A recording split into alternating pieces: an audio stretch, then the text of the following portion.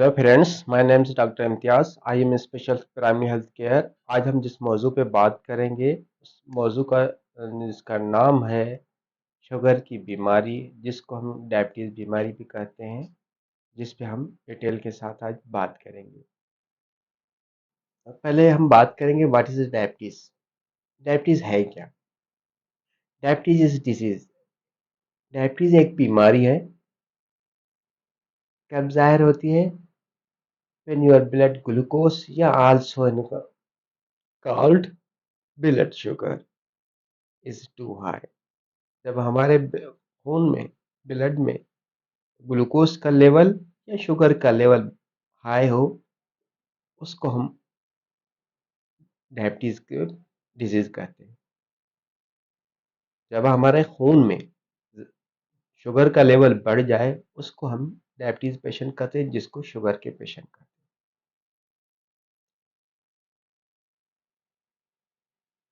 कौन सा हार्मोन होता है जो हमारा पेनक्रियाज बनाता है? पेनक्रियाज हमारा जो बॉडी का है, वो जिसको हम लबलबा भी कहते हैं, वो इंसुलिन हार्मोन बनाता है। इंसुलिन हार्मोन का क्या फंक्शन होता है? वो हेल्प करता है ग्लूकोज का। आप इस पिक्चर में देख सकते हैं तो इंसुलिन ए सेल का देखें किस तरह काम करता है हमारा बॉडी में। पहले आपको ये समझना चाहिए तो इंसुलिन क्यों जरूरी है हमारे बॉडी में। इंसुलिन देखिए एक रिसेप्टर है हमारे एक सेल में, देखे इस पिक्चर में, और ग्लूकोज। जब रिसेप्टर जो है ये की का तरह काम करता है। जब रिसेप्टर अनलॉक हो जाता है तो हमारा ग्लूकोज इन होता है बॉडी में, क्योंकि दोनों चैनल, ग्लूकोज का चैनल अलग बना होता है और साथ में इस पिक्चर में दोनों देखो। जबकि अनलॉक होगा इसके साथ, पिक्चर में जो नजर आए सॉफ्ट, तो फिर हमारे इन हो रहा है ग्लूकोज। तो इसीलिए इंसुलिन बहुत इंपॉर्टेंट होती है हमारे सेल में के लिए। और जो कि हर सेल को एनर्जी चाहिए और एनर्जी ग्लूकोज से मिलती है। ये बात आपको समझ में आएगी तो इंसुलिन का कैसे कैसे रोल है, इस पिक्चर में आपको समझ में आ गया। और फिर इसके अलावा बात करेंगे वर्स ग्लूकोज फंक्शन in बॉडी। हमारी बॉडी में ग्लूकोज का क्या फंक्शन करती है? ग्लूकोज का जो हमारा मेन फंक्शन होता है, एनर्जी देती है हमारी बॉडी को। हमारे ऑर्गन्स को, सेल्स को, सबको एनर्जी की ज़रूरत होती है। और बगैर जैसे चलना फिरना घूमना जितना जो होता है, सब इंसान को जो हम यूज़ करते हैं वो एनर्जी की में इस्तेमाल होते हैं। इसका फंक्शन ग्लूकोज का होता है जो हमारी बॉडी को में देता है। ये एनर्जी हमें कहाँ से मिलती है? दो रूट्स होते हैं हमारे को। एक तो फूड, जो हम खाना खाते हैं उससे हम वो एनर्जी मिलती है, क्योंकि वो खाना जो होता है वो हमारा ग्लूकोज में या की सूरत में बॉडी में इन होता है, जिससे वो कन्वर्ट होता है कार्बोहाइड्रेट एनर्जी, जिससे हमारे को एनर्जी मिलती है। दूसरा हमारी बॉडी में स्टोर भी होता है, जो लिवर है जो हमारे ग्लूकोज को अपना स्टोर भी करता है, जिससे हमारे को बॉडी को जब जरूरत पड़ती है तो हमारा जो उस बॉडी को रिक्वायरमेंट में ग्लूकोज देता है। जैसे अक्सर आपने देखा होगा, जब लॉन्ग टाइम तक अगर कोई बीमार हो जाता है पेशेंट, तो वो जब वीक होता जाता है तो वो खाना पीना उसका कम हो जाता है और वीक होता जाता है, क्योंकि वो लीवर में फंक्शन होता है जो उसकी जो फैट को वो कन्वर्ट करके उससे ग्लूकोज देता है, जिससे वो पेशेंट की जो जो अपना कंडीशन होती है एक मौखी शेप हो जाता है, जिससे लंबा टाइम तक, लेकिन वो खाना खत्म हो जाता है उसका, लेकिन उसको बॉडी उसको रिक्वायरमेंट देती है।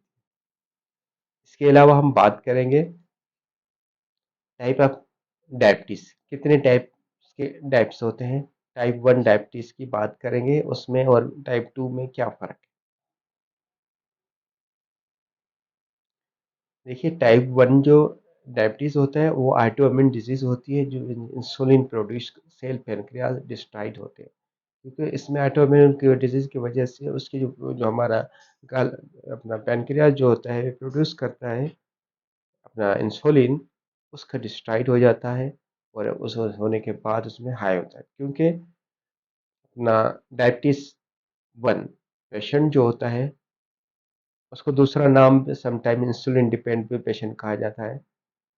ये किसी भी एज में टाइप 1 डेवलपमेंट हो सकती है, ज़ाहिर हो सकती है अक्सर बच्चों में, टीनेज वालों में, यंग एज और एडल्ट में टाइप 1 होता है। जिससे क्या होता है कि पर्सन पैनक्रियाज जो होता है प्रोड्यूसन लिटिल, उसके इंसुलिन की जो है लिटिल प्रोडक्शन होती है, या उसके जिस तरफ कंडीशन पेशेंट की होती है स्टार्टिंग में और स्लो, आस्ते उसकी कवरिंग के इंसुलिन का बिल्कुल जीरो हो जाती है, प्रोडक्शन नहीं बनती। इस ऐसे पेशेंट को सबसे लाइफ टाइम नीड पड़ती है इंसुलिन की, टाइप 1 पेशेंट की। आप इस नॉर्मल देखिए, ये हेल्दी सेल है पैनक्रियाज का, जिसमें मुख्तलिफ सेल हमारे बॉडी में, इसमें जो पैनक्रियाज जिसको हम लबलबा कहते हैं, इसमें मुख्तलिफ सेल होती है, आप इस पिक्चर में देख सकते हैं। इसमें जो जो बीटा सेल पाया जाता है, इंपॉर्टेंट बीटा सेल होता है, जो जिसका काम होता है प्रोड्यूस करना इंसुलिन। तो आप समझ में आ गया, तो डायबिटीज पेशेंट जो होता है उसमें इंसुलिन नहीं बनती, उसका बीटा सेल डिस्ट्रॉयड हो जाता है, जिसकी वजह से उसके जो उसको ब्लड में ग्लूकोज का लेवल बढ़ जाता है, इंसुलिन का जो लेवल है वो कम हो जाता है। ऐसे पेशेंट डिपेंड करते हैं इंसुलिन पर। और ये टाइप 1 एनी एज, जिसमें child age, teen age, adult age में होती है, ये डिफरेंट होता है टाइप 1। जबकि हम टाइप 2 की बात करें तो ये मेटाबॉलिक डिसऑर्डर होता है, इसमें इंसुलिन रेजिस्टिक हो जाती है, जिसे रेजिस्टेशन इम्पेयर इंसुलिन सिक्रेशन होती है, और जिसकी वजह से इसमें शुगर का लेवल हाई हो जाता है। इसमें जो हमने पहले पिक्चर में बताया था, जैसे उसमें रिसेप्टर होते हैं, ऐसे डायबिटीज को कौन सा खतरा होता है, जो पेशेंट फिजिकल एक्टिविटी नहीं करते, या ओवरवेट होते हैं, या ओबेसिटी मोटापा, इन लोगों को सबसे ज़्यादा खतरा होता है। और हमेशा डायबिटीज 2 जो है 45 एज के बाद स्टार्ट, किसी भी पेशेंट को अगर शुगर होती है तो 40 साल के बाद, तो ये डायबिटीज 2 में आएगा। वो ज़्यादा हमारी लाइफ स्टाइल और हमारे खाने पे ज़्यादा डिपेंड करता है टाइप 2 डायबिटीज पेशेंट। इस तरफ हम ग़िज़ा खुराक और एक्टिविटी नहीं करते और वेट कर देते हैं, जिसकी वजह से हमारी इंसुलिन रेजिस्ट हो जाती है। ये फ़र्क होता है टाइप 1 और टाइप 2 का। चलें, इसके बाद हम बात करेंगे डायबिटीज़ की कौन सी निशानियाँ होती हैं, हमें कैसे पहचानेंगे कि इसको शुगर हो सकता है। जब बस हमें डाउट हो, ये चीज़ें नज़र आए, तो उसको फ़ौरन हमें टेस्ट करानी होती है।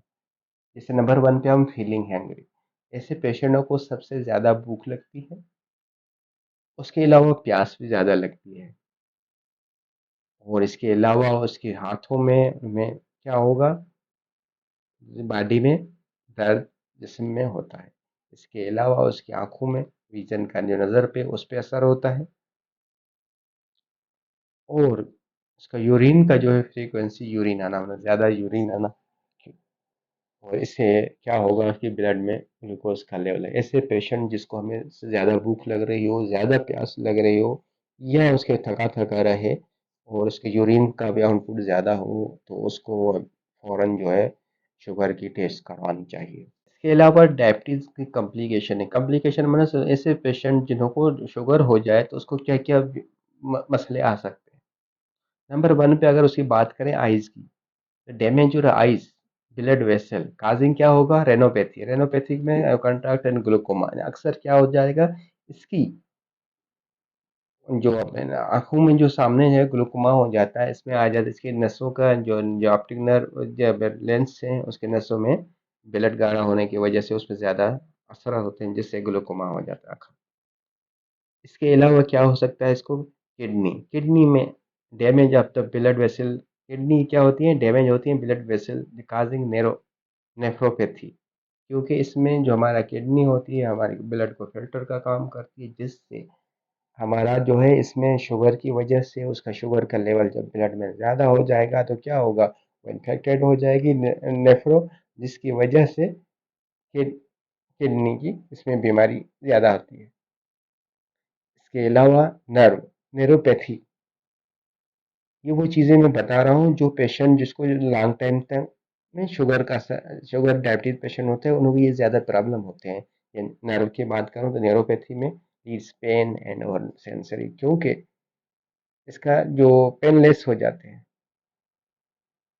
सेंसरी लॉस हो जाता है, जिसमें सेंसरी का मालूम नहीं होता और इसको हम न्यूरोपैथी भी कहते हैं, जिसमें अक्सर इसके नसों में पेन है, क्योंकि गाढ़ा होने से ब्लड को इसकी बारीक जो में है ब्लड की सप्लाई नहीं होती और ना होने की वजह से, रुकावट की वजह से उसमें पेन होना शुरू और आखिरी में जो है नर्व जो है पेनलेस हो जाएंगे, लॉस सेंसरी सेंसरी का रिस्पॉन्स नहीं रहता है इनको।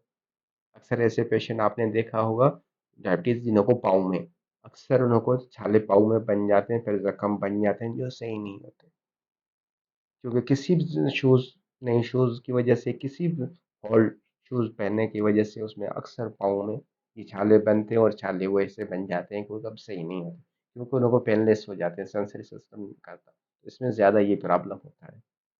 इसके अलावा हम हार्ट की बात करें तो कार्डियोवेस्कुलर डिजीज हो जाती है, जो हार्ट अटैक, हार्ट फेलियर, क्योंकि वही चीज़ फेलियर आ रही है कि इसकी जो अपनी आर्टरी है, शराने जो है, नसें जो हैं वो ब्लॉक होने की वजह से, ब्लड सप्लाई की वजह से हार्ट अटैक वो चीज़ हो सकती है।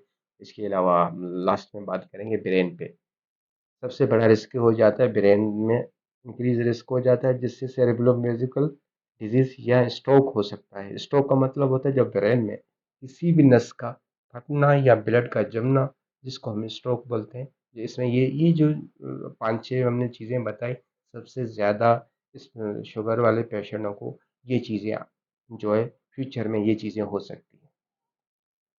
अब कौन सी टेस्टिंग करनी चाहिए, ब्लड शुगर की कौन सी टेस्ट की जाती है जब साइन सिम्टम ज़ाहिर हों, तो कौन सी शुगर की जाती है? देखिए इसमें अमूमन जो आम जो लैब में टेस्टें होती हैं 3 किस्म की पाई जाती हैं। नंबर 1 पे बात करेंगे, एफबीएस, इसका मतलब होता है फास्टिंग ब्लड शुगर टेस्ट। ये हमेशा निगरानी की जाती है खाने से पहले। रात को जो खाना खाया 8 घंटे तक कोई खाना ना खाया हो, फास्टिंग में हो, तो वो शुगर टेस्ट की जाती है। उससे हमें पता है इसका जो वैल्यू होता है नॉर्मल 120 तक होता है, जिसमें अगर इससे ज़्यादा है तो वो समझा जाता है कि इसकी ब्लड में शुगर है। इसके अलावा इसका जो है 3 ml जो है ब्लड निकाला जाता है, एक ब्लड के ज़रिए टेस्ट की जाती है, एक ग्लूकोमीटर के लिए भी टेस्ट की जाती है, जो जिसको हम फास्टिंग ब्लड शुगर कहते हैं, एमपीएस। और दूसरी टेस्ट होती है आरबीएस, रैंडम ब्लड शुगर होती है। ये हमेशा खाने के 2 घंटे के बाद जो टेस्ट किसी ने खाना खाया वो 2 घंटे के दौरान जो टेस्ट की जाती है उसको रैंडम ब्लड टेस्ट कहा जाता है। इसका वैल्यू 180 तक नॉर्मल होता है। इसमें अगर उससे ज़्यादा लेवल आए शुगर का तो ये इंडिकेट करता है कि भाई इसको शुगर की बीमारी हो सकती है। इसका भी वही प्रेशर होता है, ग्लूकोमीटर के ज़रिए भी टेस्ट की जाती है और ब्लड के ज़रिए भी टेस्ट की जाती है, जिससे प्रोसिंग होता है। इसके अलावा हम बात करेंगे HbA1c। HbA1c टेस्ट होती है सबसे बेस्ट जो होती है, HbA1c टेस्ट होती है। क्यों ये बेस्ट होती है? क्योंकि ये 3 महीने की आपको रिजल्ट देगी, आपके ब्लड में अपने खून में जो आपने जो खाना जो ग्लूकोज इस्तेमाल किया है वो आपकी बॉडी में 3 महीने तक कैसे रिजल्ट मिली, क्या हुआ, वो 3 महीने की रिपोर्ट देते हैं। HbA1c सबसे बेस्ट टेस्ट शुगर वालों के लिए ये HbA1c होती है।